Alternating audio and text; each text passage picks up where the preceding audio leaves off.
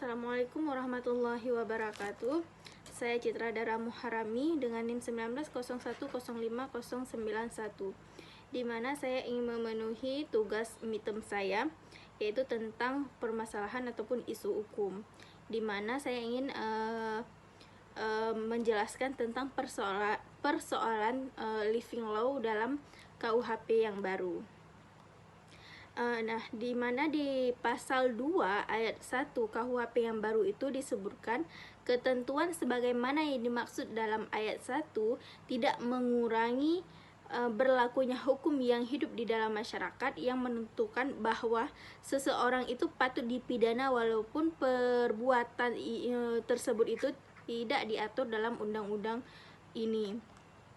Nah, kemudian dilanjutkan pada ayat keduanya, di mana hukum yang hidup dalam masyarakat sebagaimana yang disebutkan di dalam pasal 1 tadi, ayat 1 tadi, berlaku dalam tempat hukum itu hidup dan sepanjang tidak diatur dalam undang-undang itu dan sesuai dengan nilai-nilai yang terkandung di dalam Pancasila, Undang-Undang Dasar Negara Republik Indonesia tahun 1945, HAM, dan azas hukum umum yang diakui masyarakat beradab. Nah, dimasukkannya ekstensi hukum yang hidup di dalam masyarakat atau living law ke dalam sistem hukum nasional melahirkan sorotan tajam dari beberapa kalangan. Nah, di mana pengenaan pidana beralasankan living law berpotensi melahirkan ketidakjelasan, bahkan kesewenang-wenangan dalam penegakan hukum.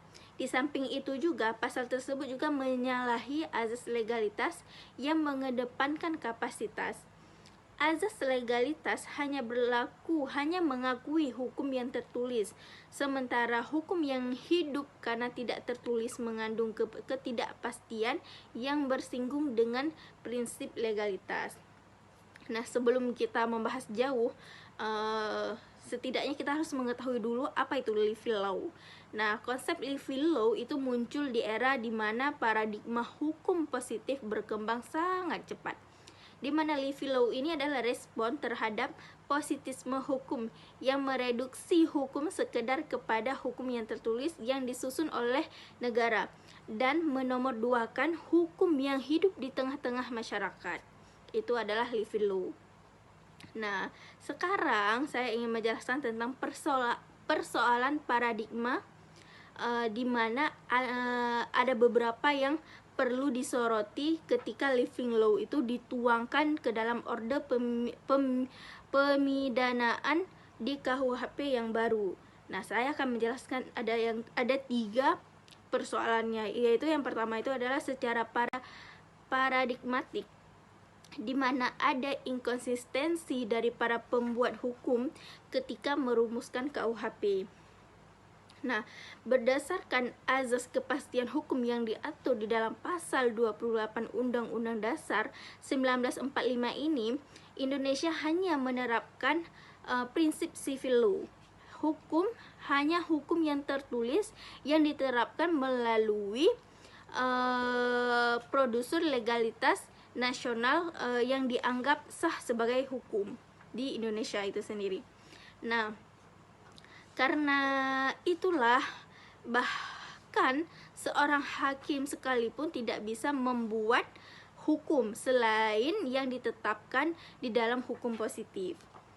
Nah, hal ini tentu berbeda dengan prinsip kerja hukum yang hidup karena tidak tertulis. Nah, maka yang berperan menentukan adalah kejujuran untuk berbicara berdasarkan nurani rakyat yang menganggap dan meyakini mekanisme kontrol sosial tertentu merupakan hukum yang berlaku.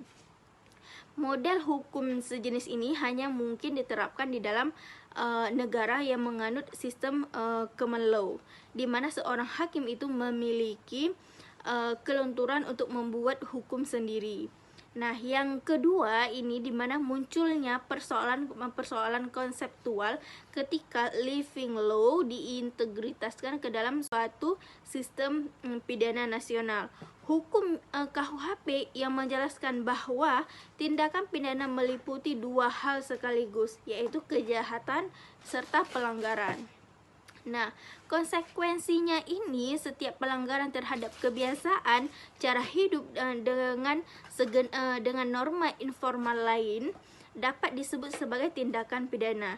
Jika dengan demikian, maka makan dengan menggunakan tangan kiri adalah tindakan pidana, sebab menggunakan tangan kanan saat makan adalah pedoman berperilaku normatif yang hidup di sebagian kalangan.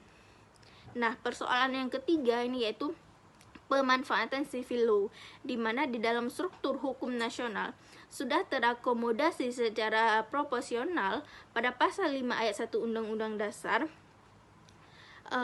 di nomor 48 tahun 2009 itu tentang kekuasaan kehakiman, di mana di ayat tersebut itu menyatakan bahwa seorang hakim dan hakim konstitusi itu wajib menggali serta mengikuti nilai-nilai hukum dan rasa keadilan yang hidup di dalam masyarakat itu sendiri. Secara praktisnya, beberapa hakim dimungkinkan memanfaatkan civil law sebagai pedoman membuat sebuah keputusan hukum. Dalam pengalaman penegakan hukum selama ini, pemanfaatan civil law itu bersifat negatif ketimbang positif. Artinya, hakim bisa mengabaikan ketentuan hukum positif jika diyakini bahwa keputusan yang lahir berpotensi menyinggung rasa keadilan di dalam masyarakat. Nah, persoalannya memberi peluang penegak hukum untuk menegakkan pidana terhadap tindakan yang patut dipidanakan menurut living law adalah tindakan yang positif. Hakim bisa membuat hukum baru yang tidak ditentukan di dalam konon pidana yang tertulis senyampang diyakini dan patut dianggap pidana oleh hukum yang hidup. Nah, model penegakan hukum secara ini jelas historis. Nah, sekian dari persoalan-persoalan isu ataupun isu-isu hukum yang saya jelaskan. Mungkin saya menjelaskan sedikit persoalan isu hukum yang mengenai dengan civil law yang sedang maraknya saat ini. Sekian dari saya. Assalamualaikum warahmatullahi wabarakatuh.